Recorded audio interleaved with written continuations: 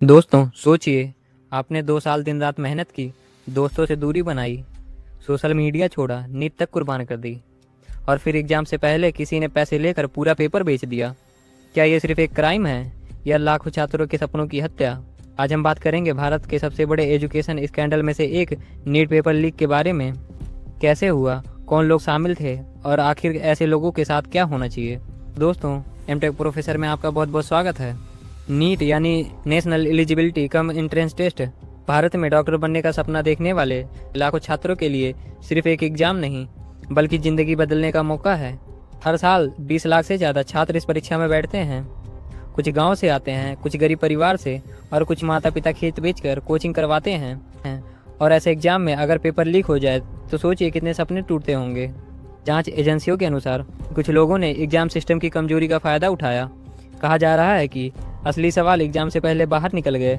Hand writing copies बनाई गई, फिर स्कैन करके पीडीएफ तैयार की गई, व्हाट्सएप और टेलीग्राम ग्रुप में सर्कुलेट किया गया। कुछ जगहों पर गेस्ट पेपर के नाम पर लाखों रुपए लिए गए और सबसे शॉकिंग बात, कई सवाल असली पेपर से मैच भी कर गए।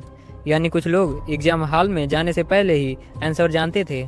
सबसे ज़्यादा नुकसान हुआ उन स्टूडेंट का जो हॉनेस्टली मेहनत कर रहे थे।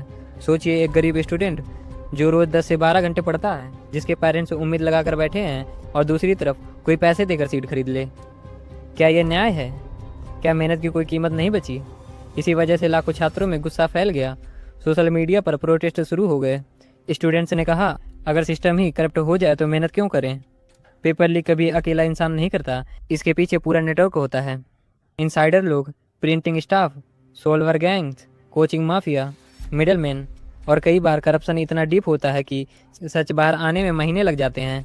कुछ रिपोर्ट्स में ये भी सामने आया है कि स्टूडेंट से 10 लाख से 25 लाख तक रुपए मांगे गए। यानी एजुकेशन अब कुछ लोगों के लिए बिजनेस बन चुका है। अब सबसे बड़ा सवाल, जो लोग पेपर लीक करते हैं उनके साथ क्या होना चाहिए? क्योंकि ये सिर्फ एक चीटिंग नहीं, ये लाखों स्टूडेंट के फ्यूचर के साथ खिलवाड़ है। मेरी राय में ऐसे लोगों पर लाइफ टाइम एग्जाम बैन होना चाहिए, गवर्नमेंट जॉब से परमानेंट ब्लैक लिस्ट करना चाहिए, 10 साल या उससे ज़्यादा की जेल होना चाहिए, करोड़ों का फाइन मारना चाहिए, कोचिंग माफिया की प्रॉपर्टी सीज होनी चाहिए, फास्ट ट्रैक कोर्ट में सुनवाई होनी चाहिए। अगर कोई सरकारी अधिकारी शामिल हो तो उसके खिलाफ डबल पनिशमेंट होनी चाहिए, क्योंकि जब सिस्टम के अंदर बैठे लोग ही धोखा दें तो देश का भरोसा टूट जाता है। अब सवाल यह है, सोल्यूशन क्या है? नंबर 1 है computer based exam, online CBT exam. दूसरा है एआई सर्विलेंस, हर एग्जाम सेंटर पर एआई सीसीटीवी और लाइव मॉनिटरिंग होनी चाहिए। बायोमेट्रिक वेरिफिकेशन, फिंगरप्रिंट और फेस स्कैन से फेक कैंडिडेट रुक सकते हैं। तो नंबर 4 है इनक्रिप्टेड पेपर, एग्जाम शुरू होने से कुछ मिनट पहले ही डिजिटल अनलॉक। तो नंबर 5 है स्टेट लॉ, पेपर लीक को देश के फ्यूचर के खिलाफ क्राइम माना जाना चाहिए।